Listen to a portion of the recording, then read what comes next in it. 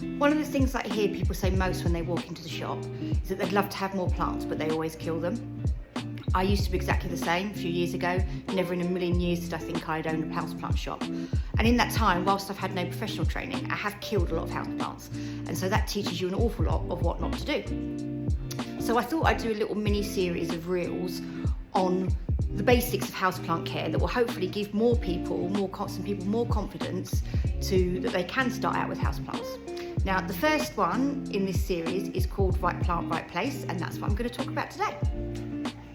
So I think that normally what happens is people come into the shop and they say, I really like that plant, and aesthetically in my home it's going to look great there, and then wonder why it doesn't work out for them, and then they become a houseplant killer.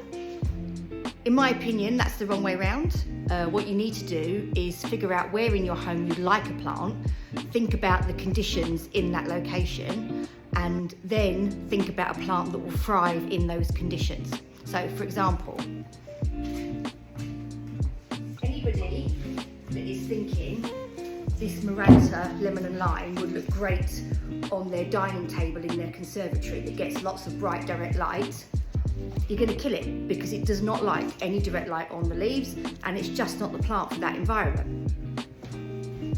Likewise, anybody that thinks the beautiful variegation on this Ficus feliz is going to brighten up the dark corner in their living room, it's not the plant for you.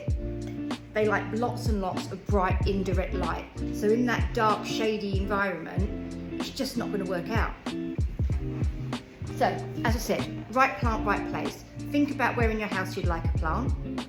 Think about the conditions in there. Do your own research, or come into the shop and speak to us and tell us about those locations, and we'll happily advise you on what plants can go into those environments.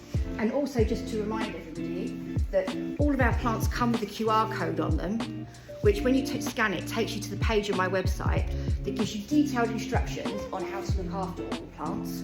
And if you ever have any concerns or you don't want to use QRs, just come in and speak to us. We'll happily give you some advice.